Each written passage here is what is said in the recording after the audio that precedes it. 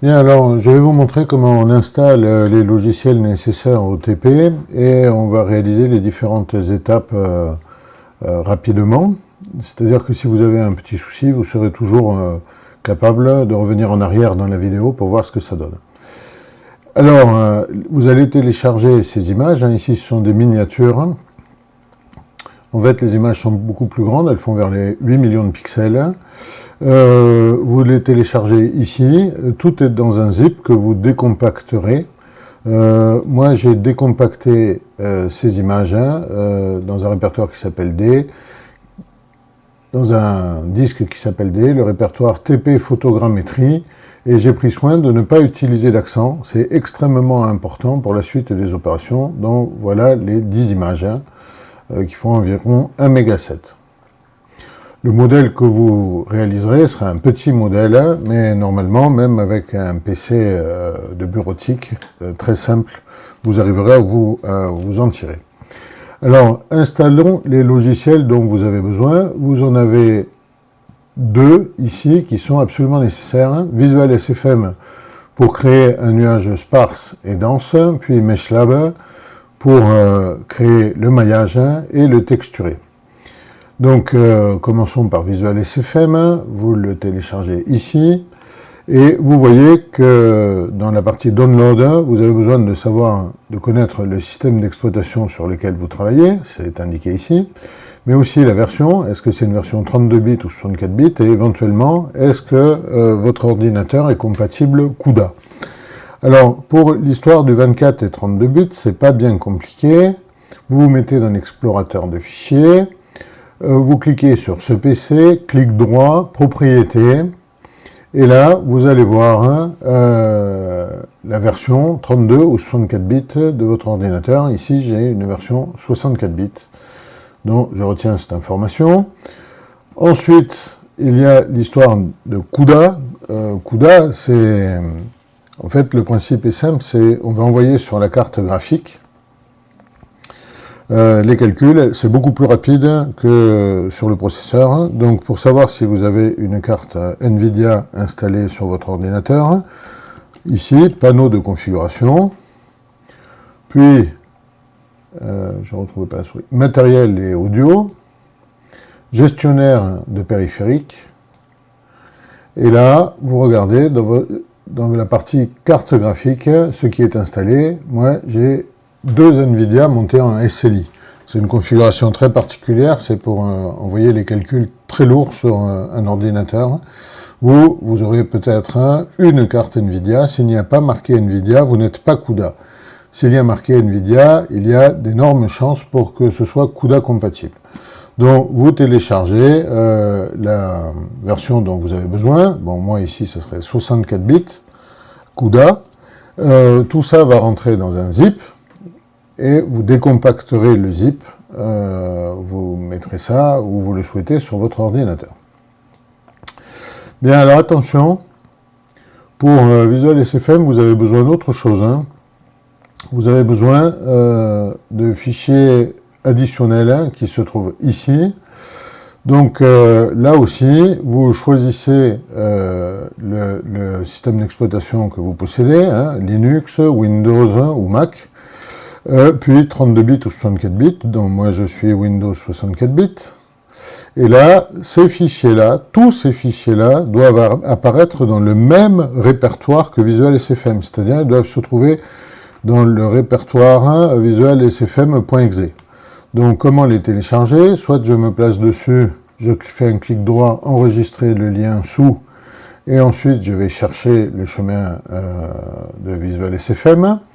Soit je clique directement sur le fichier et je fais download. Dans tous les cas, cette opération doit être réalisée pour l'ensemble des fichiers ici. Bon, le readme.txt, on n'a pas besoin, mais j'insiste sur le fait que ces fichiers doivent se trouver nécessairement dans le répertoire de Visual SFM.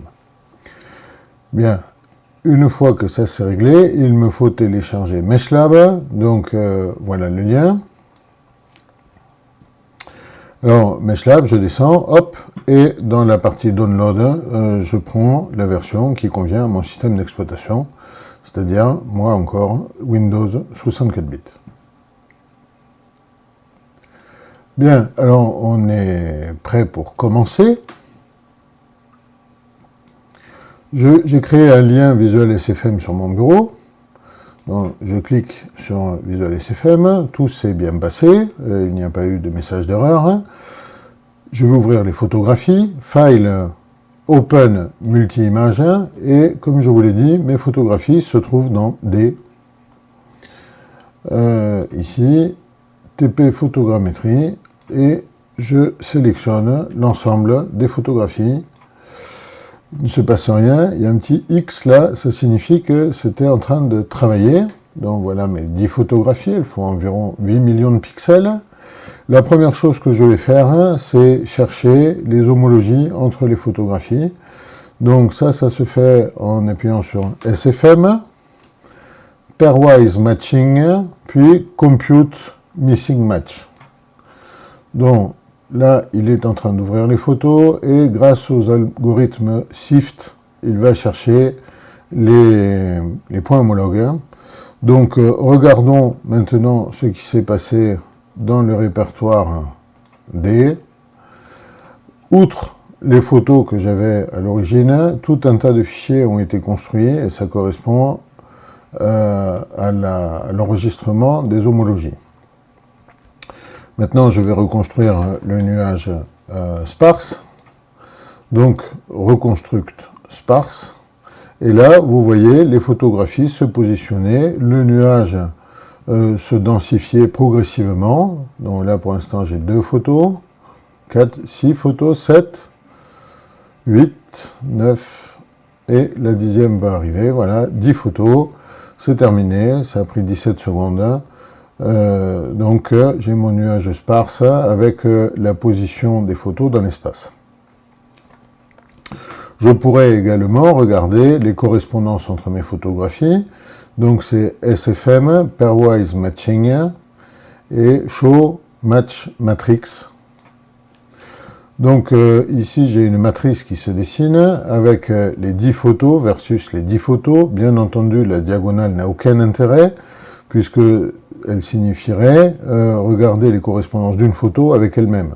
Bien sûr, ça n'a pas d'intérêt. Ce que je vois, c'est que plus c'est sombre, plus il y a une bonne corrélation entre les photographies. Donc la plupart des photos se corrèlent avec toutes les autres photos. Attention, si j'avais une grande zone, ça ne serait pas le cas, mais là, ma zone est toute petite, donc il y a tout un tas de pixels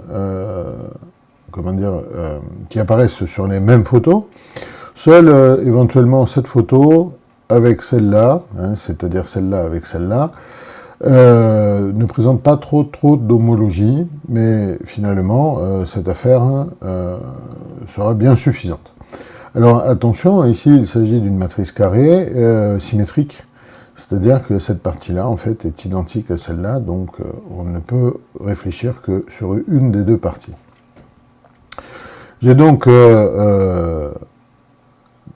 réalisé mon nuage sparse, je vais maintenant réaliser mon nuage dense. Comment vais-je procéder? Je vais densifier mon nuage, SFM, reconstruct dense. Donc je dois créer un fichier. En fait, ce que je vais faire, c'est créer un nouveau répertoire que je vais appeler dense. Je vais me positionner dans ce répertoire et je vais créer un fichier qui s'appelle dense. Enregistrer. Et là, ça commence. Le calcul commence. Donc j'attends quelques secondes. Voilà, là, le calcul est lancé. Il m'annonce « This may take a little more time waiting ». Donc j'ai fait l'essai tout à l'heure pour m'assurer que tout marchait bien. Ça prend environ 2 minutes. Si toutefois j'ai un doute, je peux regarder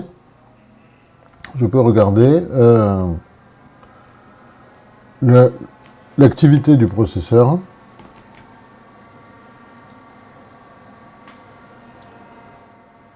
Voilà, ici, je regarde l'activité du processeur et à le contrôle d'elle, je m'aperçois que Visual SFM est en pleine activité et m'utilise tous les cœurs de mon ordinateur.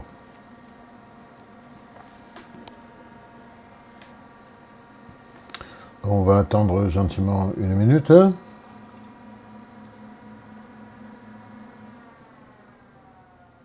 Voilà, là vous ne l'entendez sans doute pas, mais mon ordinateur, la ventilation s'est réduite. Donc on doit être très près de la fin. En attendant, je vais ouvrir le répertoire de travail.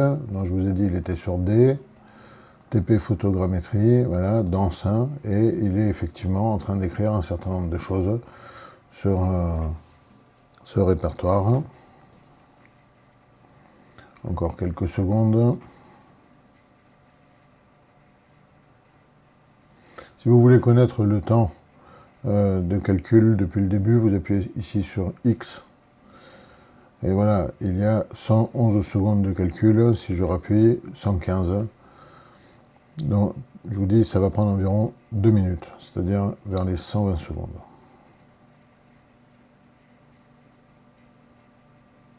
Voilà, c'est terminé.